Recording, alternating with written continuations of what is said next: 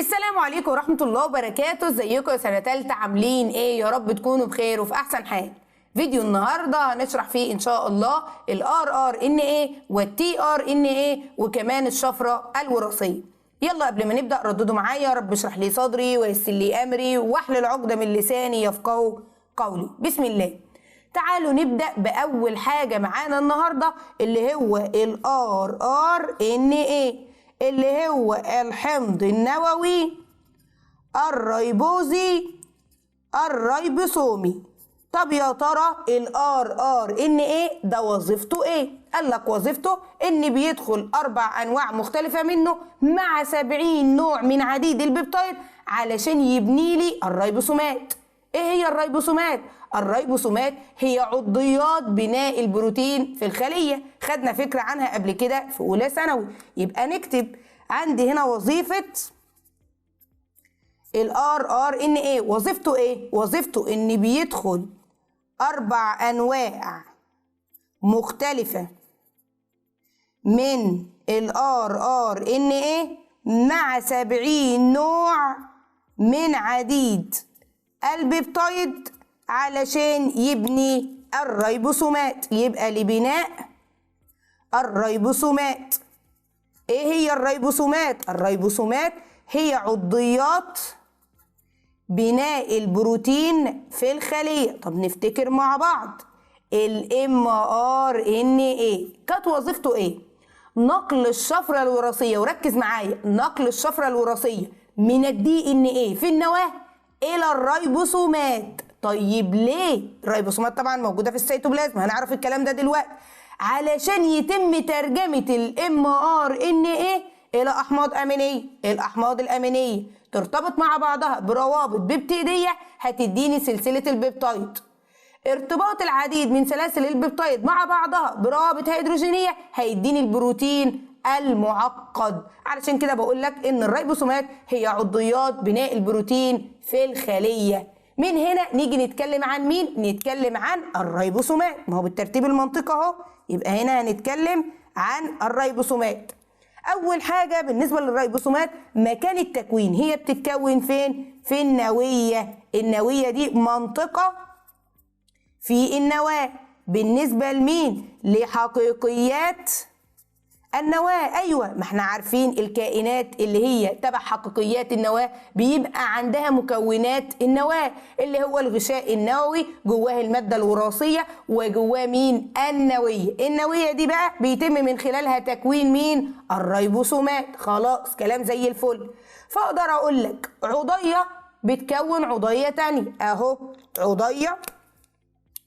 عضية بتكون عضية تانية.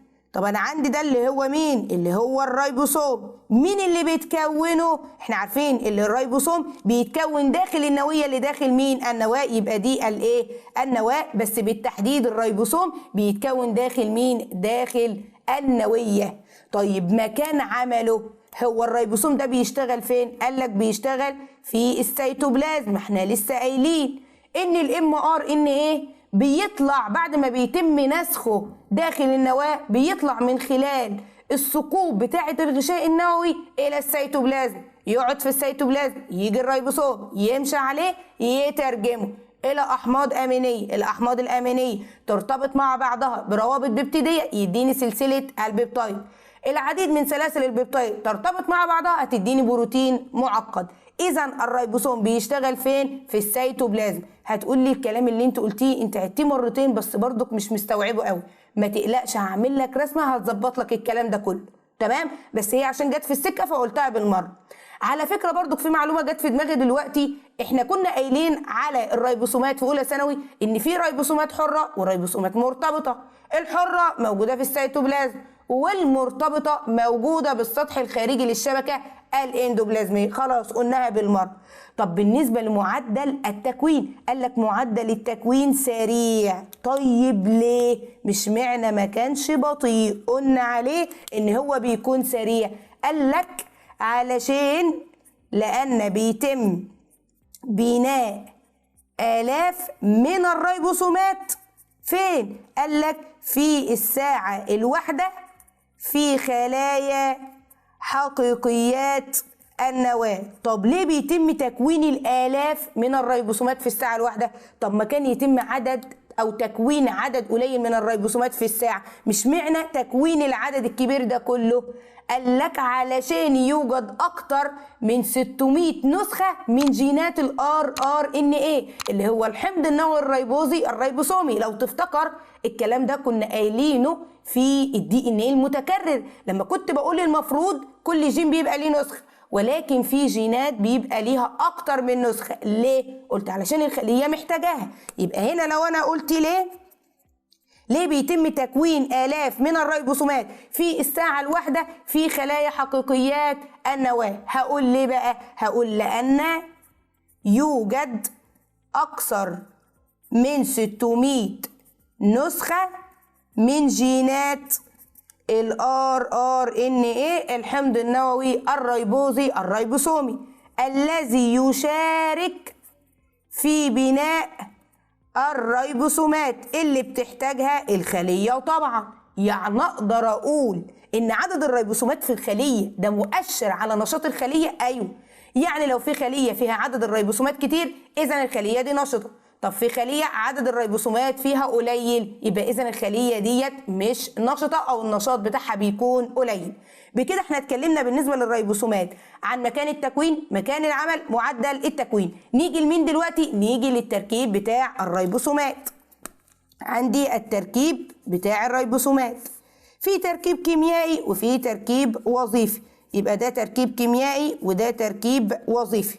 بالنسبة للكيميائي ما احنا قلنا عليه قبل كده 4 أنواع مختلفة من الار ار ان ايه زائد 70 نوع من سلاسل عديدات البيبتايد، او ممكن تقول 70 نوع من عديد البيبتايد. الاتنين واحد، والحته دي عايزاك تركز فيه. انا بقول 70 نوع من سلاسل عديدات البيبتايد، مع عديدات البيبتايد لما بترتبط مع بعضها بتديني البروتين. الحته دي انا هحتاجها كمان شويه. ماشي، عايزه اقول لك ايه كمان؟ ان ال70 نوع من سلاسل عديدات البيبتايد بتتكون في السيتوبلازم. خدها كده قاعده عامه، اي بروتين ايا كان نوعه، تنظيمي تركيبي اي حاجه ايا كان نوعه، زي ما بقول لك كده بيتم تكوينه فين؟ في السيتوبلازم. طب ليه؟ لان وحده بناء البروتين الحمض الاميني والاحماض الامينيه بتكون سابحه في السيتوبلازم. وقلت لك خلي بالك من الحته دي عشان هحتاجها كمان شويه في سؤال. يبقى كده التركيب الكيميائي بتاع الريبوسوم اللي هو الكيميائي عباره عن 4 انواع من الار ار ان ايه زائد 70 نوع من سلاسل عديدات البيبتايد. نيجي للتركيب الوظيفي. يعني ايه تركيب وظيفي؟ يعني ايه التركيب اللي هيساعده في اداء وظيفته؟ قال لك هنا يتركب الريبوسوم من تحت وحدتين، تحت وحدة الريبوسوم الكبيرة أو بقول عليها الكبرى، وتحت وحدة الريبوسوم الصغيرة أو الصغرى. طيب ليه بقول عليها تحت وحدة؟ قال لك علشان دي حاجات صغيرة جدا في الحجم. نبدأ بتحت وحدة الريبوسوم الصغيرة، قلناها قبل كده. فين الشاطر اللي مذاكر؟ قال لك اتكلمنا عنها لما كنا بنتكلم عن التركيب الجزيئي للام ار ان ايه. بفتكر معاك اهو. يبقى هنا بيرتبط اللي هي تحت وحدة الريبوسوم الصغيرة، بترتبط اهو، ترتبط بمين؟ قال لك بترتبط بجزيء الام ار ان ايه من جهة الطرف مين؟ من جهة الطرف 5. يبقى من جهة الطرف 5 داش في بداية تخليق البروتين. يبقى في بداية تخليق البروتين. طيب بالنسبة لتحت وحدة الريبوسوم الكبير قال لك دي فيها موقعين، موقع اسمه موقع البيبتيدايل والموقع الثاني اسمه الامينو اسايل. يبقى ده الامينو اسايل وده موقع البيبتيدايل. طب ايه وظيفة ده وايه وظيفة ده؟ قال لك من خلال الاسماء بتاعتهم. يعني انا عندي موقع البيبتيدايل من خلال الاسم بتاعه الوظيفة ان بتتكون عنده الرابطة البيبتيدية بين الاحماض الامينية. علشان كده لما نيجي ناخد الحصة الجاية ان شاء الله تخليق البروتين هقول لك ايه بقى؟ ان تحت وحدة الريبوسوم الكبيرة بتحتوي على انزيمات خاصة بتلعب دور في تفاعل نقل البيبتيدايل اللي بينشأ عنه او عنده تكوين رابطه ببتيديه بين الاحماض الامينيه وبعضها في سلسله عديد البيبتايد النامي. طيب بالنسبه لموقع الامينو اسايل من اسمها هيدخل عنده الحمض الاميني، ما تقلقش الكلام ده هقوله تاني المفروض الحصه الجايه ان شاء الله. يبقى هنا هيدخل عنده الحمض الاميني. اما بالنسبه لده هنقول انها تتكون عنده الرابطه الببتيديه، وانتوا عارفين الرابطه الببتيديه هتتكون ما بين الاحماض الامينيه وبعضها. كلام زي الفل وما فيهوش اي حاجه. طب ارسمها برضك علشان تكون واضحه. بصوا كده معايا، الريبوسوم اهو بيتكون من تحت وحدتين، تحت وحده الريبوسوم الكبيره وتحت وحده الريبوسوم الصغيره، دي اللي هي الكبرى ودي اللي هي الصغرى. تحت وحده الريبوسوم الكبيره بيبقى فيها موقعين، موقع اللي هو بيدخل من عنده الحمض الاميني، والموقع الثاني اللي هو بتتكون عنده الرابطه الببتيديه ما بين الاحماض الامينيه وبعضها. يبقى الامينو اسايل واللي هو البيبتيدايد، ودي تحت وحده الريبوسوم الكبيره ودي تحت وحده الريبوسوم الصغيره، وكده على بعضه اللي هو التركيب الوظيفي للريبوسوم. من خلال بقى الكلام اللي فات ده اقدر اقول حاجه. ايه هي الحاجه دي؟ بصوا معايا كده، بصوا معايا، انا عندي هنا الريبوسوم، واشوف بقى مين اللي هيعرف يجاوب السؤال ده. انا عندي هنا الريبوسوم والبروتين كلاهما يخلق الاخر. يعني ايه؟ يعني كل منهما يشارك في بناء التاني. هتقول لي ازاي؟ مش احنا عندنا الريبوسوم بيخش في تكوينه 70 نوع من عديد البيبتايد؟ ما هو 70 نوع من عديد البيبتايد ده اللي هو بروتين مع 4 انواع مختلفه من الار ار ان ايه. حلو. وفي نفس الوقت الريبوسوم بعد ما يتم اتمام تكوينه هيخرج من ثقوب الغشاء النووي، تمام، الى السيتوبلازم علشان يعمل على ترجمه مين؟ الام ار ان ايه. الشفرات اللي عليه او الكودونات اللي عليه هتترجم الى احماض امينيه.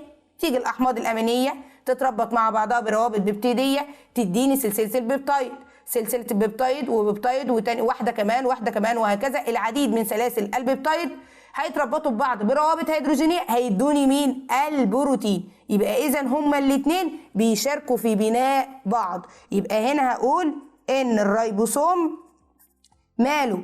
بيدخل في تكوينه 4 انواع مختلفه من الار ان ايه مع 70 نوع من عديد البيبتايد. وده اللي يهمني في الحته هنا اللي هو بيقول لك بروتين، ما هو ده بروتين اهو، تمام، علشان طبعا يتم تكوينه. وقال لك وفي نفس الوقت الريبوسوم ده بعد اتمام تكوينه يخرج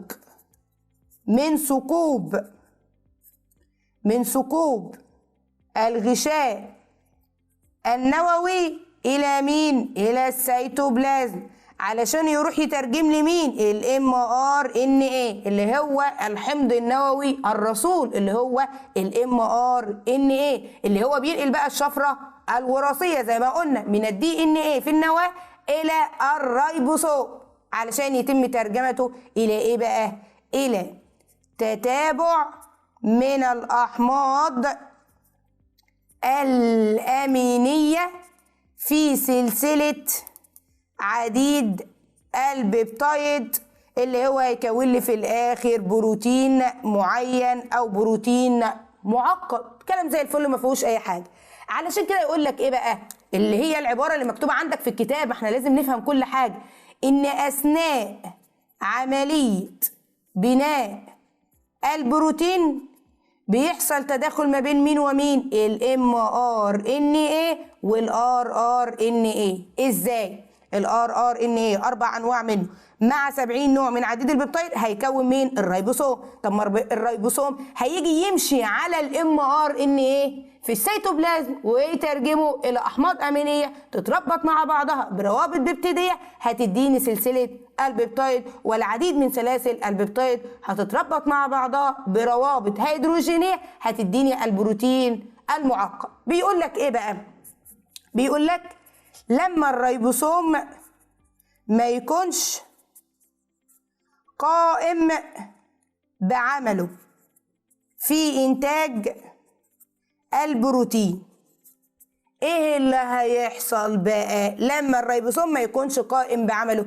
قال لك هتنفصل تحت الوحدتين اللي هي الكبرى والصغرى عن بعضهما ويتحرك كل منهما بحرية، وقد يرتبط كل منهما بتحت وحدة أخرى. هفهمك الكلام ده دلوقتي.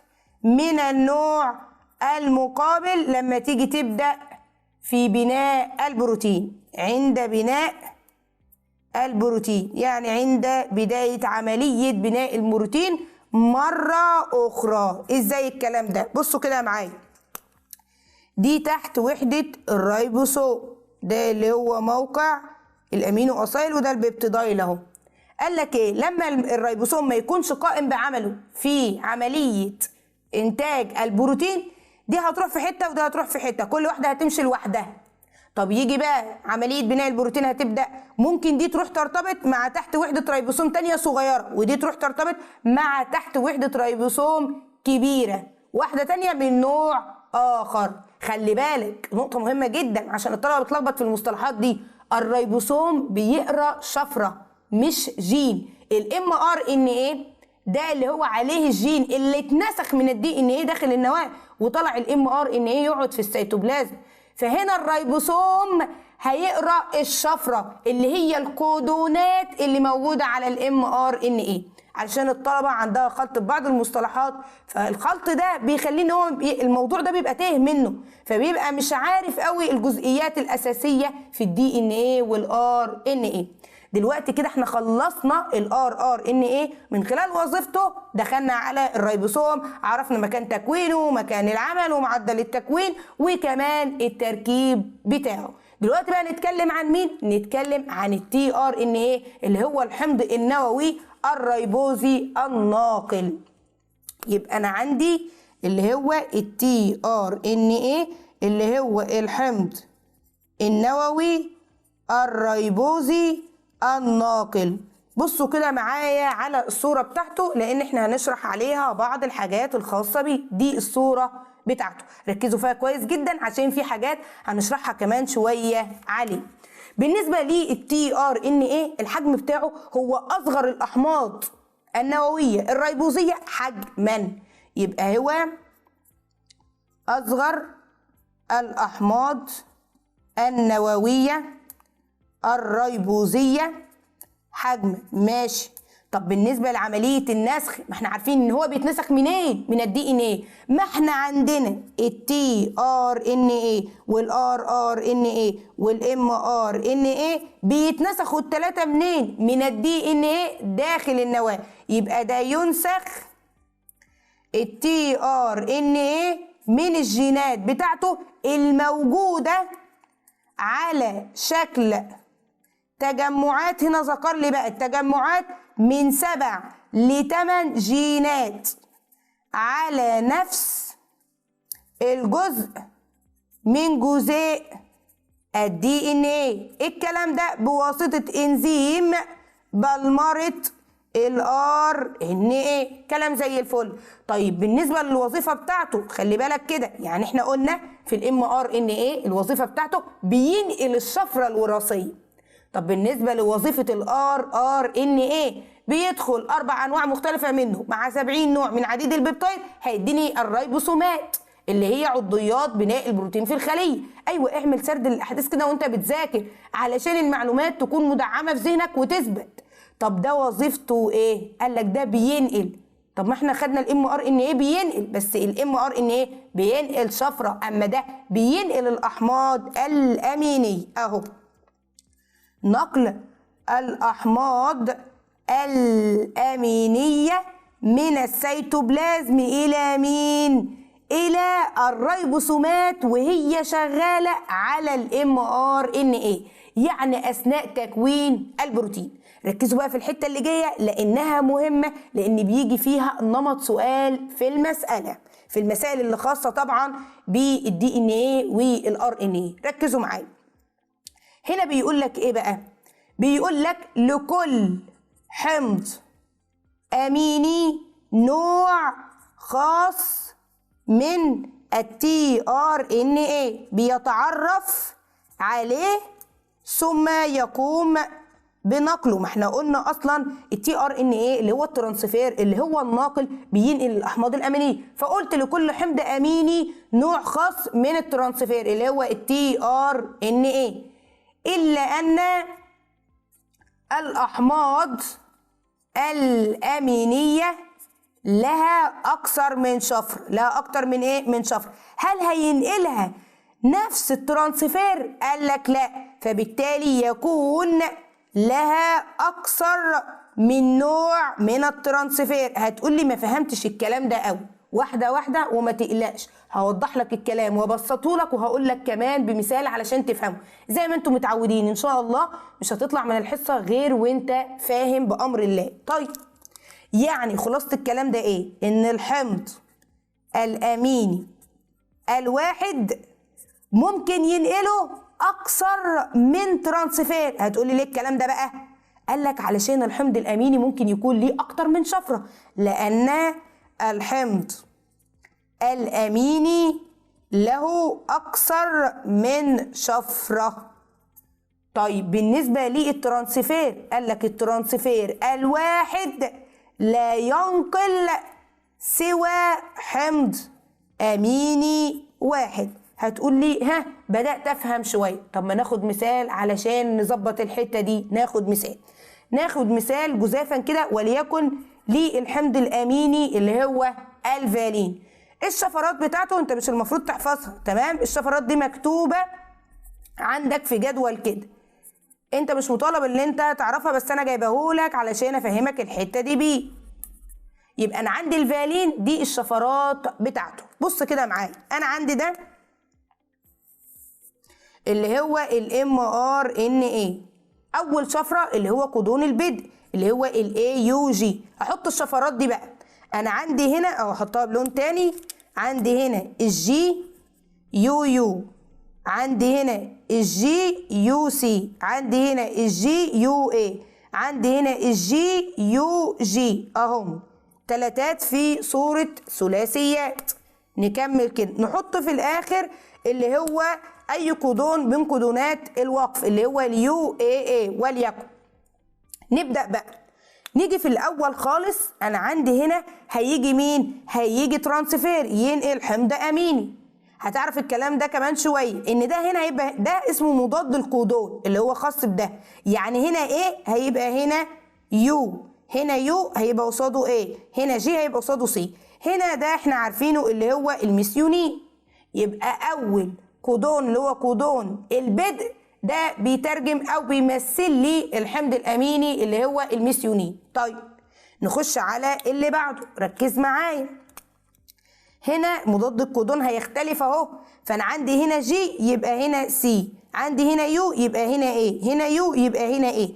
هنا ده اللي هو الفالين، ماشي. طب اللي بعده قال لك بص، هاخد هنا ده جي يبقى سي، طب ده يو قصاد اليو يبقى ايه بقى، قصاد اليو يبقى ايه، قصاد السي يبقى جي. عندك قال لك ده برضك اللي هو الفالين. طيب نكمل، عندي هنا برضك اللي هو الترانسفير، الجي هيبقى سي، اليو هيبقى قصادها ايه، الاي هيبقى قصادها يو، لان احنا بنتكلم عن مين؟ عن الار ان ايه، سواء كان تي ار ان ايه او الام ار ان ايه. فدايما الار ان ايه ما بيبقاش فيه تي، فالتي دي بتمثل هنا على الار ان ايه يو، فقصادها ايه، اما الاي هيبقى قصادها يو. حلو قوي الكلام، ما فيهوش اي حاجه. يبقى ده اللي هو مين؟ اللي هو الفالين. نكمل اللي بعد كده. عندي ده الجي قصادها سي، اليو قصادها ايه، الجي قصادها سي، ده برضك الفالين. واحنا عارفين ان ده بيمثل شفره بس ما بيترجمش. ماشي. عايزه هنا اقول ايه؟ على الرغم ان ده فالين ده فالين ده فالين، تمام، وده فالين، الا ان الترانسفير ده اهو مختلف عن ده اهو، مختلف عن ده اهو، مختلف عن ده اهو. طب وايه اللي عرفك؟ قال لك اللي هو مضاد الكودون. ما هو مضاد الكودون ده مختلف عن ده، مختلف عن ده، مختلف عن ده. ما هو مضاد الكودون ده من ضمن المواقع الفعاله في الترانسفير اللي احنا هنشرحه حالا دلوقتي. فانا عايزه افهمك دلوقتي على الرغم ان اللي هو الفالين ده او الحمض الاميني واحد، الا ان اللي هو الترانسفير اللي كان بينقله كان مختلف. يبقى اذا الحمض الاميني الواحد ممكن ينقله اكتر من ترانسفير، والترانسفير الواحد مش بينقل غير حمض اميني واحد. يا رب الحته دي تكون اتفهمت. نيجي بقى دلوقتي نتكلم عن الانواع. يبقى انا عندي الانواع بالنسبه للترانسفير. قال لك الانواع نظريا المفروض يكون موجود اكتر من 20 نوع. هتقول لي مش معنى اكتر من 20، ليه ما كانتش اكتر من 10؟ مش احنا بنقول لسه قايلين حالا ان الحمض الاميني الواحد ممكن ينقله اكتر من ترانسفير؟ سيبنا من المعلومه دي. المعلومه الثانيه، الترانسفير الواحد مش بينقل غير حمض اميني واحد. طب انا عندي 20 نوع من الاحماض الامينيه، وعندي في الاحماض الامينيه ممكن يكون لها اكتر من شفره. يبقى المفروض يكون عندي بالنسبه لانواع الترانسفير اكتر من 20 نوع. يعني بيقول لك بحد اقصى 61 نوعا. خلاص الكلام. تعالوا بقى دلوقتي نتكلم عن الشكل العام لجزيء الار ان ايه الناقل اللي هو التي ار ان ايه، وده الشكل بتاعه اللي قدامكم. في هنا كده واضح من الشكل اللي قدامكم عنده اجزاء مفرده واجزاء مزدوجه. يعني ده مفرد، اما هنا مزدوج، هنا مزدوج، هنا مزدوج، هنا مزدوج، بروابط هيدروجينيه عامل على شكل حلقات. ايوه، ما هو الشكل العام للترانسفير ان هو عنده اجزاء مفرده واجزاء مزدوجه. ما احنا عارفين ان هو اصلا عباره عن ار ان ايه، والار ان ايه شريط واحد، ولكن هو بيكون مزدوج في بعض الاجزاء بتاعته. بالنسبه بقى لجزيئات الترانسفير لها كلها نفس الشكل العام. يعني الترانسفير اللي موجود في النبات نفس اللي موجود في الانسان، نفس اللي موجود في الحيوان بالنسبه للشكل العام. قال لك بتلتف اجزاء من الجزيء علشان تكون حلقات بتحتفظ بالشكل بتاعها بازدواج القواعد في مناطق مختلفه عن طريق روابط هيدروجينيه. طيب ليه؟ قال لك لحمايته من التحلل بواسطه انزيمات السيتوبلازم. هتقولي ده الجمله دي انا سمعتها مره قبل كده. ايوه، نفس وظيفه وجود ذيل عديد الادينين لما كنا بنتكلم عليه اللي هو موجود في اخر التركيب الجزيئي للام ار ان ايه عند الطرف 3 فعلا لما يقول لك وظيفه وجود ذيل عديد الادينين عند الطرف 3 او 3 شرطه في اخر التركيب الجزيئي للام ار ان ايه، ووظيفه ازدواج بعض الاجزاء في الترانسفير، هتقول له نفس الكلام لحمايته من التحلل بواسطه انزيمات السيتوبلازم. نتكلم بالمره على الرسمه وهي قدامنا عن المواقع الفعاله بالنسبه للترانسفير. عند موقعين، موقع الارتباط بالحمض الاميني وده ثابت، وموقع مضاد الكودون او بنقول عليه مقابل الكودون، وده بيتغير من ترانسفير لترانسفير تاني على حسب الكودون اللي موجود على الام ار ان ايه. واحده واحده هتفهم كل حاجه. نبدا الاول بموقع الارتباط بالحمض الاميني. ده موقع اتحاد الجزيء اللي هو الترانسفير بالحمض الاميني الخاص بيه، يعني الملائم اثناء نقله للريبوسوم. طب ده موجود عند مين؟ عند الطرف 3 طيب هو بيتكون من تتابع ثلاثي ثابت، يبقى ده ثابت. طب هنطقه يا ترى سي سي ايه ولا اي سي سي ولا الاثنين صح؟ خلي بالك من المعلومه دي، القراءه الصح عند الطرف 5 يعني من عند الطرف 5 ابدا اقرا. يعني ده 3، ده المفروض هنا اكنه 5، فابدا كده يعني اقول سي سي اي. ده القراءة الصحيحة. يبقى تاني، موقع الارتباط بالحمض الأميني ده موقع اتحاد الترانسفير بالحمض الأميني الخاص به، يعني الملائم أثناء نقله للريبوسوم، موجود عند الطرف 3 من الجزيء، بيتكون من تتابع ثلاثي ثابت اللي هو CCA، وقلنا ده القراءة الصحيحة، محدش يقول ACC لأن موضع القراءة الصح بيكون من عند الطرف 5 داش. طب بالنسبة لده اللي هو مضاد الكودون، موقع مضاد أو مقابل الكودون، قال لك بيمثل تتابع معين بيختلف من ترانسفير لترانسفير تاني. ازاي؟ يعني هنا عند مضاد الكودون GAA، يبقى المفروض الكودون اللي موجود على الماسنجر يكون عبارة عن ايه؟ عبارة عن CUU. طبعا ده بيختلف، الشفرات او الكودونات بتختلف على الماسنجر، وبالتالي مضاد الكودون على الترانسفير هو كمان هيختلف. يبقى موقع مضاد او مقابل الكودون هيمثل تتابع معين بيختلف من ترانسفير لترانسفير تاني، يعني بيحدد تخصص الترانسفير تجاه الاحماض الامينيه المختلفه. طب ازاي؟ قال لك بتزاوج القواعد بتاعته دي مع كودونات الماسنجر اللي هو mRNA المناسبة عند مركب الماسنجر والريبوسوم، فهيحصل ارتباط مؤقت مش دائم، لا ارتباط مؤقت ما بين مضاد الكودون على الترانسفير وما بين الكودون على الماسنجر. طب ليه؟ علشان يسمح للحمض الاميني المحمول على الترانسفير ان هو يخش في المكان المحدد ليه في سلسله عديد البيبتايد الناميه، يعني اللي هتتكون. والحته دي هتفهمها اكتر لما نيجي نتكلم عن تخليق البروتين الحصه الجايه ان شاء الله. يبقى انا هنا عندي موقعين بالنسبه للترانسفير، موقع الارتباط بالحمض الاميني وموقع مضاد او مقابل الكودون. نيجي بقى نكتب الكلام اللي احنا قلنا ده. احنا اتكلمنا عن ايه؟ عن الشكل العام للجزيء، واتكلمنا كمان عن المواقع الفعالة للجزيء. يبقى انا عندي هنا عندي الشكل العام للجزيء بالنسبة لمين؟ اللي هو الترانسفير. قلنا عليه ايه؟ قلنا ان هو عنده اجزاء مفردة واجزاء مزدوجة، وقلنا ان لكل جزيئات الترانسفير، علشان دي هنقول عليها سؤال دلوقتي، لكل جزيئات الترانسفير نفس الشكل العام، وقلنا ان بتلتف اجزاء منه لتكون حلقات بتحتفظ بالشكل بتاعها بازدواج القواعد في مناطق مختلفة من الجزيء عن طريق تكوين روابط هيدروجينية. وقلنا ليه بقى؟ ليه بيحصل فيه ازدواج كده؟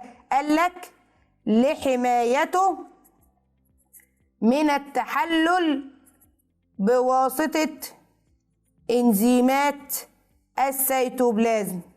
طيب اتكلمنا بعد كده على ايه؟ اتكلمنا عن المواقع الفعالة على الترانسفير. قلنا عندي موقعين، موقع الارتباط بالحمض الاميني وموقع مضاد بنقول عليه مقابل الكودون. تمام. بالنسبة لموقع الارتباط بالحمض الاميني قلنا ان ده موقع اتحاد الترانسفير بالحمض الاميني الخاص به اللي هو الملائم، وقلنا ان هو يوجد عند الطرف 3 داش، وان هو بيتكون من تتابع ثلاثي ثابت اللي هو ايه بقى؟ CCA كده. ده القراءة الصحيحة. اما بالنسبة لده بقى، ده بيمثل تتابع معين يختلف من نوع لآخر اللي هو من ترانسفير لترانسفير آخر، يعني بيحدد تخصص مين؟ الترانسفير تجاه الأحماض الأمينية. وقلنا ازاي؟ قلنا عن طريق التزاوج ما بين قواعد الترانسفير مع كودونات الام ار ان ايه. يبقى عن طريق تزاوج، يعني تتزاوج قواعده اللي هو مين؟ اللي هو الترانسفير مع كودونات الماسنجر. وقلنا التزاوج بيكون ماله؟ بيكون مؤقت. يبقى التزاوج بيكون مؤقت عشان الحمض الاميني المحمول على الترانسفير يتحط في المكان المناسب بتاعه في سلسله عديد البيبتايد الناميه. هنا بقى اقول سؤال، نظريا يمكن نقل الترانسفير من كائن حي لكائن آخر دون حدوث خلل وظيفي. يعني أنا لما أنقل ترانسفير من كائن لكائن آخر، يعني من إنسان إلى نبات، مش هيحصل خلل وظيفي. أجي أقول لك علل ليه؟ هتقول لي ليه؟ لأن جميع جزيئات الترانسفير لها نفس الشكل العام. وده اللي أنا كنت بقوله لما كنت بتكلم عن الشكل العام للترانسفير. قلت إيه؟ إن لكل جزيئات الترانسفير نفس الشكل العام، كما أن كل نوع من الترانسفير ماله يتخصص في نقل الحمض النووي، مش الحمض النووي بقى، الحمض الأميني في جميع الكائنات الحية. دلوقتي بقى نتكلم عن مين؟ دلوقتي المفروض نتكلم عن الشفرة الوراثية. بس قبل ما نتكلم عن الشفرة الوراثية زي ما انا وعدتكم، تعالوا نلخص الكلام اللي فات ده في ضوء عمليات النسخ والترجمة علشان الموضوع يكون بقى ايه؟ سهل، وقدرت ان انت تربط الحاجات ببعض. ركز معايا كده. انا عندي دي اللي هي الخلية دي بيكون جواها نواة. ادي النواة بتبقى عبارة عن غشاء نووي مثقب. يبقى ده كده غشاء نووي مثقب. هنا كده اللي هي النواه. هنا بقى جوه النواة الدي ان ايه، طبعا بيبقى جواه يا اما شبكة يا اما ايه، يا اما كروموسومات على حسب الوضع بتاعها. هي داخله الانقسام ولا في حاله راحه مش هتنقسم. المهم ده اللي هو مين؟ ده اللي هو الدي ان ايه. احنا عارفين الدي ان ايه بيتنسخ منه الثلاث انواع الخاصين بالار ان ايه.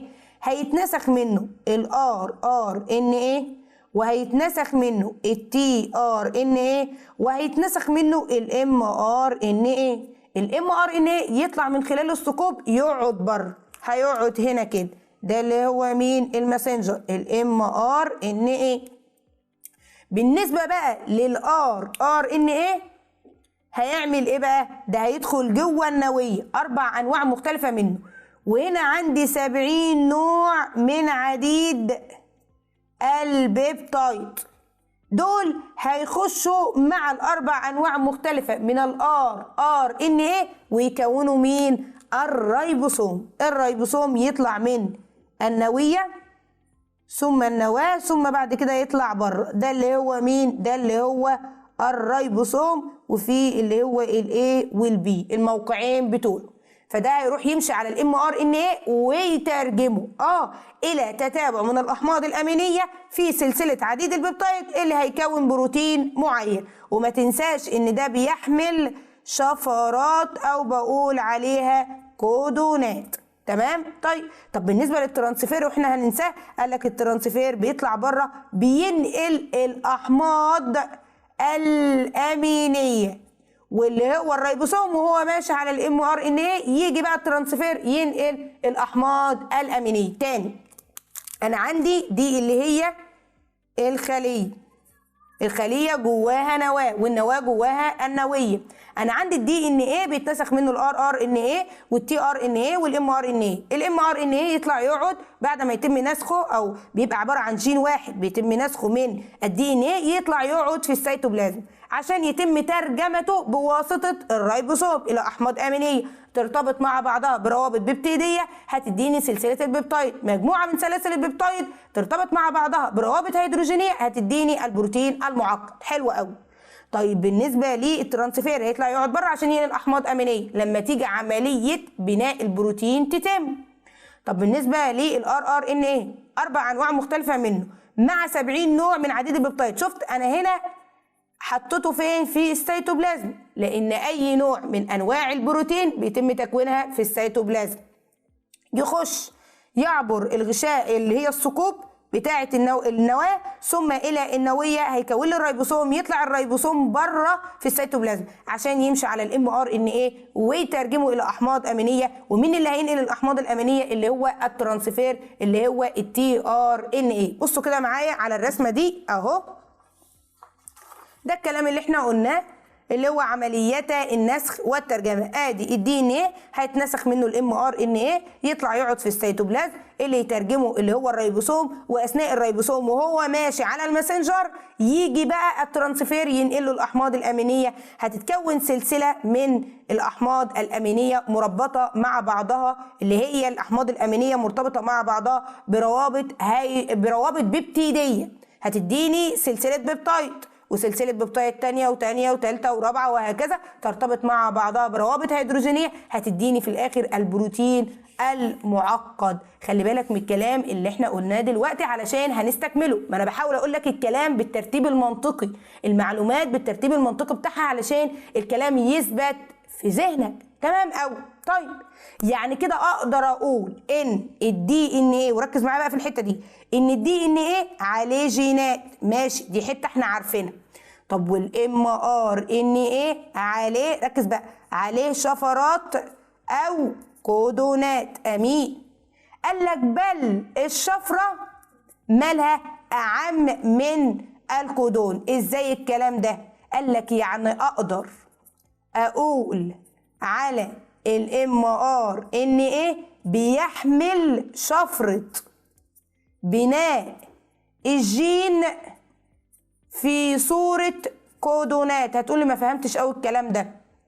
بص كده معايا، انا عندي ده اللي هو الشفرة الخاصة بالجين اللي تم نسخه من مين؟ اللي تم نسخه طبعا من الدي ان ايه. بيتكون من العديد من الكودونات ايا كان عدد. ده كودون، ده كودون، ده كودون، وده كودون، وده كودون.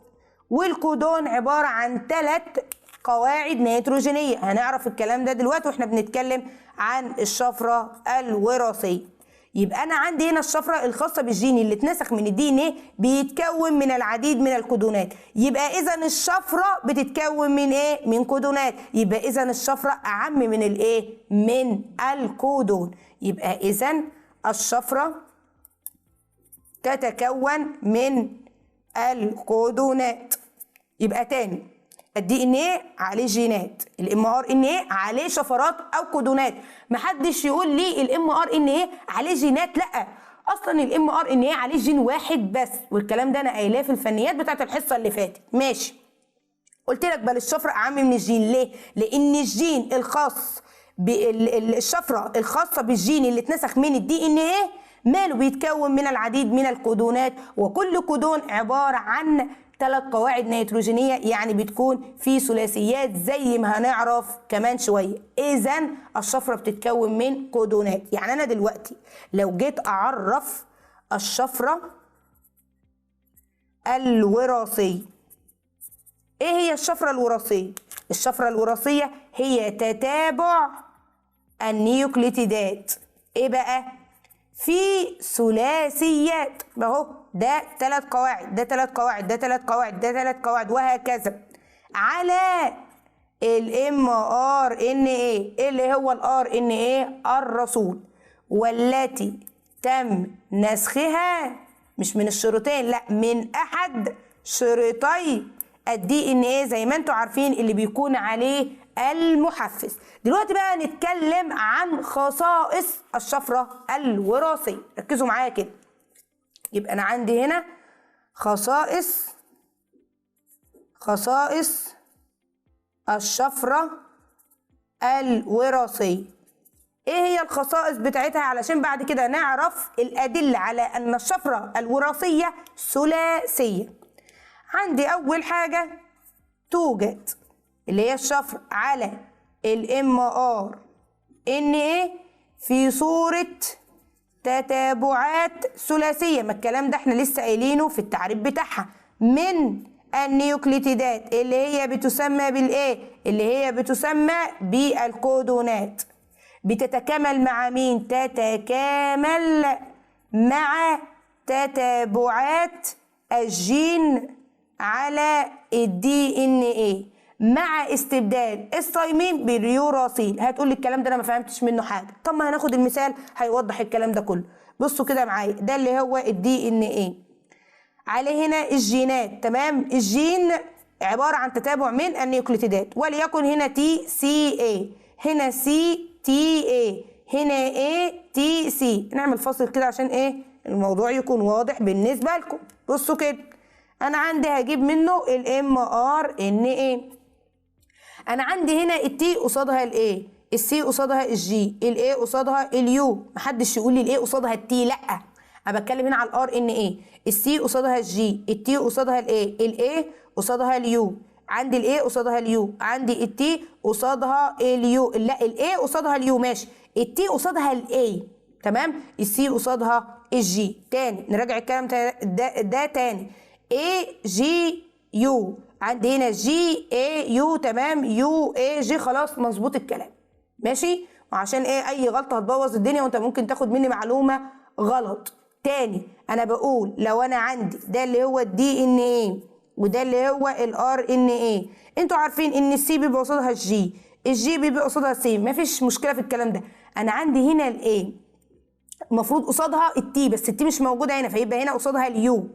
طب افرض كان هنا التي قصادها مين؟ قصادها الايه عادي جدا، لان الايه موجوده في الار ان ايه. تمام، هي دي بس اللي تخلي بالكم منها. حلو قوي الكلام، خلاص ما هو ده الكلام اصلا احنا قلناه، ان الشفره الوراثيه بتكون موجوده على الام ار ان ايه في صوره اهي، في صوره ثلاثيات زي ما انتم شايفين من النيوكليتيدات. ده بيسمى كودون وده بيسمى كودون وده بيسمى كودون، بتتكامل مع التتابعات اللي موجوده على مين؟ على الدي ان ايه مع استبدال مين؟ الثايمين باليوراسيل زي ما انا وريتكم كده. يعني الايه قصادها اليو وليس التي. النقطة الثانية بالنسبة لخصائص الشفرة الوراثية رقم 2، كل كودون مخصص لحمض أميني واحد فقط، بينما قد يكون للحمض الأميني الواحد أكتر من شفرة، أكتر من كودون. الكلام ده تاني، كل كودون مخصص لحمض اميني واحد بس. تمام، يعني ده وليكن خاص بحمض اميني واحد بس، وقد يكون للحمض الاميني الواحد اكتر من كودون زي ما انا فهمتكم. ما احنا قلنا على الرغم ان الحمض الاميني ممكن يكون ليه اكتر من شفره، الا ان كل شفره بينقلها ترانسفير مختلف عن الترانسفير التاني اللي بينقل شفره لنفس الحمض الاميني. والحته دي انا وضحتها كويس جدا لما كنت بتكلم عن الجزئيه الخاصه بالترانسفير. ماشي، يبقى هنا كل كودون مخصص لحمض اميني واحد فقط، بينما قد يكون للحمض الاميني الواحد اكثر من كودون، بس ما عدا مين؟ ما عدا حاجتين اتنين، اللي هو الحمض الايه؟ اللي هو الحمض الاميني الميثيونين، اللي هو طبعا بيمثل كودون البيض اللي هو الاي يو جي على الام ار ان ايه. وعندي كمان واحد، عندي اللي هو مين؟ التريبيتوفان، بس ده اللي هو اكثر ايه شيوعا، لانه ده بيكون في بدايه اي سلسله بناء للبروتين. تمام، يبقى انا عندي كل كودون مخصص لحمض اميني واحد، بينما قد يكون اللي هو الحمض الاميني الواحد ليه اكتر من كودون ما عدا الميثيونين والحمض الاميني اللي هو تريبيتوفان. عندي رقم 3، اقصى عدد ممكن لانواع الكودونات على الام ار ان ايه، عندي 64 كودون. ايوه، يعني 64 شفره، 61 كودون بيمثل شفره حمض اميني معين، وعندي الثلاثه التانيين، ركز في الحته دي، الثلاثه التانيين كودونات وقف. يعني ايه كودونات وقف؟ يعني كودونات مش بتترجم الى احماض امينيه، هي شفره بس مش بتترجم الى احماض امينيه. طيب كودونات الوقف اللي هي ايه؟ اللي هي اليو اي اي، وعندنا اليو اي جي، وعندنا اليو جي اي. يبقى تاني اليو اي اي، اليو اي جي، واليو جي اي. نيجي للنقطة الرابعة من ضمن خصائص الشفرة الوراثية.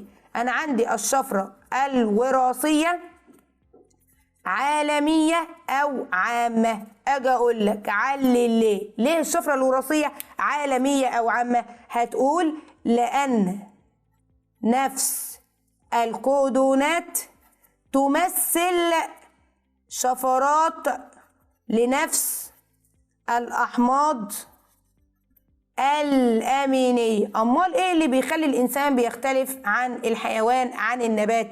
ترتيب القواعد أو ترتيب النيوكليتيدات، ده اللي بيخلي اللي هو الإنسان بيختلف عن النبات عن الحيوان. يبقى هنا الشفرة الوراثية عالمية أو عامة لأن نفس الكودونات بتمثل شفرات لنفس الأحماض الأمينية في جميع أنواع الكائنات الحية، سواء كانت فيروسات، فطريات، بكتيريا، حيوانات، ونبات. طب ده دليل قوي ان جميع الكائنات الحية الموجودة على سطح الارض قد نشأت عن اسلاف مشتركة، وده ممكن ان احنا نعتبره دليل بيؤيد نظرية التطور في بعض الفروض بتاعتها. نيجي للنقطة رقم 5. عند النقطة رقم 5 بالنسبة للخصائص بتاعت الشفرة الوراثية، عندي الشفرة الوراثية لا تتداخل مع بعضها أثناء عملية الترجمة. بمعنى أنا دلوقتي الكودون ده اترجم إلى حمض أميني، خلاص ده اللي بعده هيترجم لحمض أميني، ده هيترجم لحمض أميني. مش ده يترجم مثلا مرة ويرجع يترجم كمان مرة، وبعد كده ده يترجم مرة واحدة بعدين ده يترجم مرتين. مفيش الكلام ده، كل مرة اللي هو الكودون ده بيترجم مرة واحدة بس. تاني يبقى الشفرة الوراثية مش بتتداخل مع بعضها أثناء عملية الترجمة، اللي هي بتتواجد في صورة ثلاثيات متتابعة بيتم ترجمة كل منها على حدة، ومش بتستخدم نفس القاعدة مرتين أثناء ترجمة الكودون. يعني الترجم مرة خلاص على كده نخش على اللي بعد، ده الترجم مرة خلاص نخش على اللي بعده، وهكذا.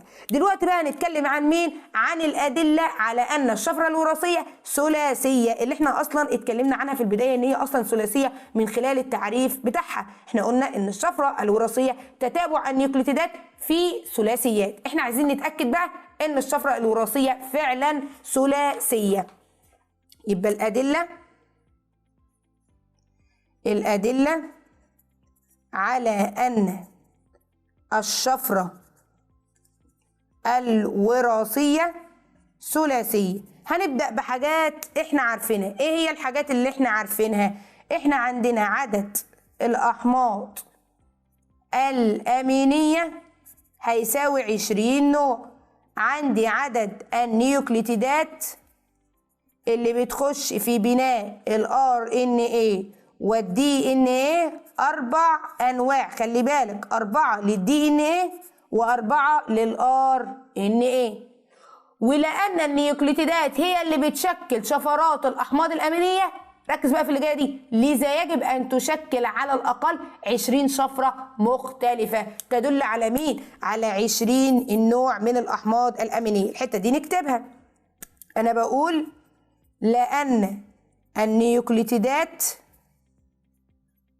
هي التي تشكل شفرات الاحماض الامينيه، لذا يجب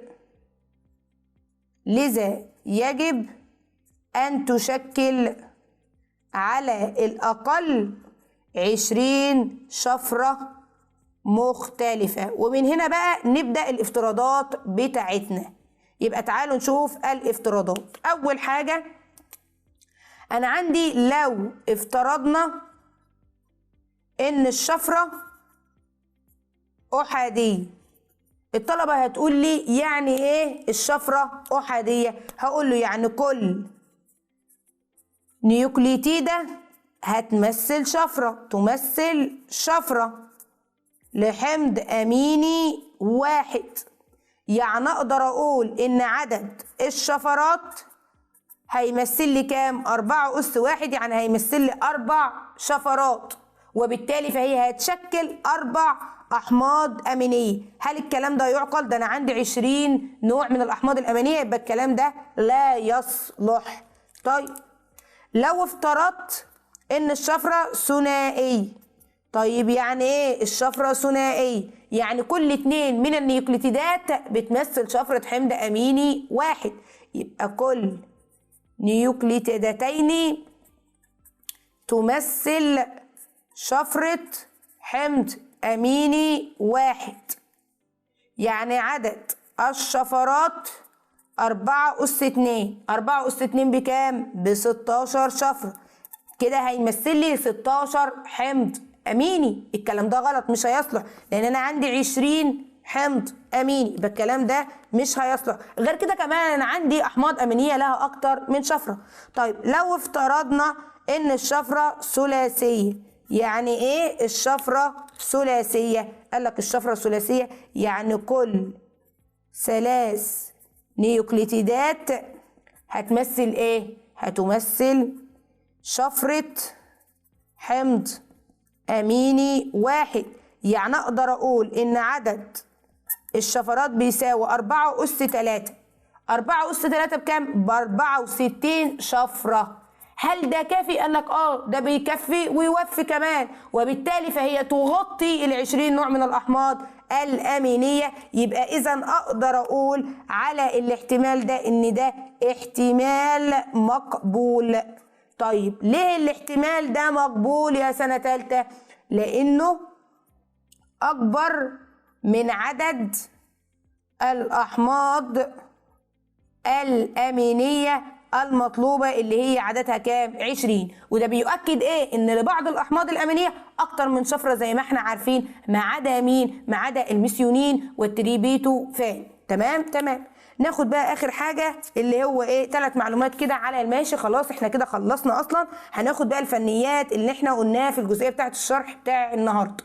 يبقى أنا عندي هنا الشفرة الوراثية، خلاص احنا عرفنا واتأكدنا إن هي ثلاثية. طيب الحاجات المهمة اللي أنا بقول لك عليها، أول حاجة لما يجي يقول لك أصغر حجم نظري لكلمة شفرة بتاعت الدي ان ايه هو ايه؟ هتقول لي 3 نيوكليتيدات. رقم 2 لما يجي يقول لك ايه هو الكودون، هتقول له الكودون اللي هو عبارة عن شفرة وراثية تتكون من 3 نيوكليتيدات على شريط mRNA.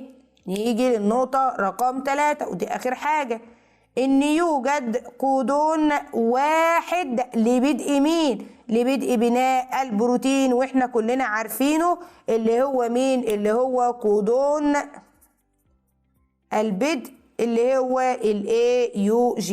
نيجي دلوقتي بقى للفنيات بتاعة الجزئية دي، ركزوا كده معايا.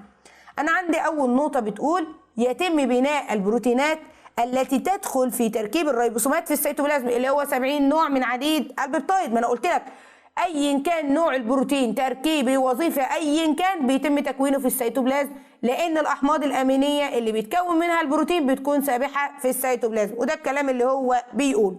رقم 2 عدد الريبوسومات الموجودة في الخلية بتعتبر مؤشر على نشاطها. ما احنا قلنا كل ما عدد الريبوسومات تكون كتير كل ما ده يدل ان الخلية نشطة. عدد الريبوسومات قليلة يبقى كده الخلية مش نشطة او النشاط بتاعها قليل. فهنا مثلا نشاط خلايا الغضاريف اقل من نشاط خلايا الامعاء لانها بتحتوي على اقل عدد من الريبوسومات.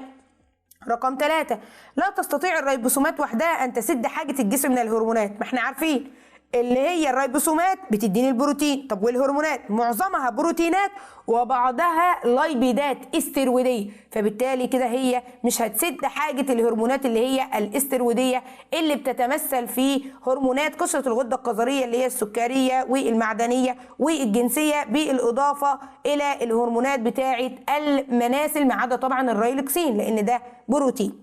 نيجي للنقطة رقم 4. الحمض الأميني الواحد ممكن ينقله أكتر من ترانسفير، بينما الترانسفير الواحد مش بينقل غير حمض أميني واحد، والكلام ده احنا قلناه في الشرح. هنا نظريا نقل الترانسفير من كائن لآخر مش بيسبب أي مشكلة ولا خلل وظيفي. قلنا طبعا لأن الشكل العام بالنسبة للترانسفير نفس الشكل العام لكل الجزيئات بتاعته وفي جميع الكائنات، هو نفس الشكل اللي احنا عارفينه. رقم 6. الام ار ان ايه بينقل معلومات وراثيه، بينقل شفره زي ما انا قلت لكم، بينقل الشفره الوراثيه من الدي ان ايه في النواه الى الريبوسومات في السيتوبلازم عشان يتم ترجمته الى احماض امينيه، بينما الترانسفير بينقل احماض امينيه. يبقى ده بينقل وده بينقل، بس ده بينقل معلومات اما ده بينقل احماض امينيه. عند الريبوسومات عضيات بتصنع نفسها، لان زي ما احنا عارفين ان الريبوسوم اصلا تم تكوينه من 4 انواع مختلفه من الار ار ان ايه مع 70 نوع من عديد البيبتايد. طب ما اصلا الريبوسوم بيمشي على الام ار ان ايه ويكون لي البروتين، ما هياك. يبقى اذا الريبوسوم وعندي اللي هو البروتين كل منهما يخلق الاخر، يعني الاثنين بيشاركوا في بناء بعض زي ما قلت لكم في الشرح. عندي النقطه رقم 8. التي ار ان ايه ده بيقرا لغتين، لغه النيوكليوتيدات ولغه الاحماض الامينيه، ما هو عنده موقع اللي هو السي سي اي، تمام، فبالتالي بيشير من خلاله او بيرتبط من خلاله بالحمض الاميني. كمان بيقرا لغه النيوكليوتيدات عن طريق الموقع الثاني بتاعه اللي هو مين؟ موقع مضاد او اللي هو مقابل الكودون. عندي النقطه رقم 9. الكودون موجود على الام ار ان ايه بينما مضاد الكودون بيكون موجود على الترانسفير. عندي موقع مقابل او مضاد الكودون ده موقع متغير، اما الموقع اللي هو اللي بيرتبط بالحمض الاميني على الترانسفير ده ثابت اللي هو السي سي اي. رقم 11. عدد جزيئات الترانسفير اللي بتتعرف على كودون البدء هو واحد بس، لان زي ما احنا عارفين ان ده بيدل على الحمض الاميني اللي هو الميثيونين، وده اول حمض اميني في اي عديد او في اي سلسله عديد البيبتايد. عندي النقطه 12. عدد جزيئات الترانسفير اللي بتتعرف على كودونات الوقف. ما احنا عارفين كودونات الوقف بتمثل شفره بس مش بتترجم، وبالتالي مفيش ترانسفير هينقلها فيبقى 0. عدد انواع الار ار ان ايه اللي بتشارك دي سهله، 4 انواع. عدد انواع الترانسفير بالنسبه بقى لعدد الشفرات هنقول ان عدد الكودونات ناقص اللي هي الكودونات بتاعه الوقف يبقى 64 ناقص 3 يبقى 61 نوع. رقم 15. كودونات الوقف لا تترجم الى احماض امينيه، صح ما احنا لسه قايلين، ولا يوجد لها مضاد كودون، مش هيكون لها اصلا ترانسفير ينقلها اساسا. رقم 16. تختلف جميع جزيئات الترانسفير عن بعضها في ان كل منهما بيحمل مضاد كودون مختلف عن الثاني، ولكن موقع الارتباط بالحمض الاميني بيكون ثابت يا سنه ثالثه. رقم 17. يرتبط الترانسفير مع قواعد الام ار ان ايه، طبعا بيبقى ارتباط مؤقت من خلال الروابط الهيدروجينيه. عند رقم 18. مضاد الكودون اللي هو لكودون البدء، خلي بالك كودون البدء اللي هو الاي يو جي، فبالتالي هيكون مضاد الكودون بتاعه على الترانسفير اللي هو اليو اي سي. شريط الام ار ان ايه لا يوجد به روابط هيدروجينيه لانه بيكون شريط مفرد، بينما الترانسفير عشان فيه ازدواج في بعض الاجزاء بتاعته اللي بتعمل على هيئه حلقات بيكون فيه ازدواج عن طريق روابط هيدروجينيه، وده بيحميه من التحلل بواسطه انزيمات السيتوبلازم. الريبوسومات عرفنا التركيب الكيميائي بتاعها والوظيفي، وعرفنا ان اصغر حجم نظري لكلمه شفره دي ان ايه هو 3 نيوكليوتيدات، وده الكلام اللي احنا قلناه، وقلنا ان الشفره الوراثيه ثلاثيه، وده الكلام اللي احنا شرحناه. تعالوا نشوف النقطه اللي بعد كده اللي هي النقطه اللي هي 22. بتقول كودونات البدء وكودونات الوقف بيحتويان على جميع القواعد ما عدا السيتوزين. ايوه ما احنا عارفين اللي هو البدء اللي هو الاي يو جي ما فيهوش السي خالص، وعند كودونات الوقف اللي هي اليو اي اي اليو اي جي اليو جي اي يعني ما فيش برضو السيتوزين، فدي حته حلوه. عندي النقطه رقم 23. عدد الشفرات اللي هي الكودونات اللي بتمثل شفرة بناء حمض أميني هي 61 كودون، لأن الثلاثة التانيين عشان يكملوا له 64 دول كودونات الوقف. حتى هنا مكتوب اهو. عند رقم 24 ما أقل عدد من جزيئات الترانسفير يلزم لبناء عديد بيبتيد، خلي بالك يحتوي على 50 حمض أميني، ماليش علاقة بعدد الأحماض الأمينية، أنا ليا علاقة بالأنواع. زي ما أنا قلت لكم الحتة دي إن الترانسفير الواحد مش بينقل سوى حمض أميني واحد، فهنا يبقى 15. عند رقم 25 الذي يحدد ارتباط جزيء الترانسفير بالحمض الأميني هو مضاد الكودون اللي موجود على الترانسفير. عندي النقطة 26 بيحتوي الدي ان ايه والار ان ايه على روابط هيدروجينية. ازاي؟ طب ده شريطين اما ده شريط واحد. هنا يقصد اللي هو الترانسفير، والترانسفير زي ما احنا قلنا ان بتلتف اجزاء من الترانسفير عشان تكون حلقات بتحتفظ بشكلها بازدواج القواعد في مناطق مختلفة عن طريق الروابط الهيدروجينية. فهنا يقصد الترانسفير بالنسبة للار ان ايه، عشان ما تقوليش ده الار ان ايه مفرد هيبقى في روابط هيدروجينية. ازاي؟ قلت لك بالتحديد يقصد الترانسفير. عندي النقطة 27 السبب لاحتفاظ جزيء الترانسفير بالشكل الخاص بتاعه طبعا الروابط الهيدروجينية الموجودة ما بين القواعد النيتروجينية. رقم 28 الجين لكي يظهر الصفة اللي بيعبر عنها ينسخ ثم يترجم. النقطة 29 عدد النيوكليتيدات اللي بتمثل شفرة لحمض أميني، ما احنا قلنا بتبقى في ثلاثيات، حتى احنا قلنا الشفرة الوراثية ثلاثية. عندي هنا بقى الترتيب، عنده كروموسوم بيبقى جواه الدي ان ايه، والدي ان ايه عليه العديد من الجينات، وكل جين عباره عن تتابع من النيوكليتيدات. وبكده نكون خلصنا الجزئيه بتاعت النهارده، الشرح والفنيات بتاعتها. يا رب تكونوا استفدتم من الشرح. دمتم سالمين وموفقين واقرب الى الله، والسلام عليكم ورحمه الله وبركاته.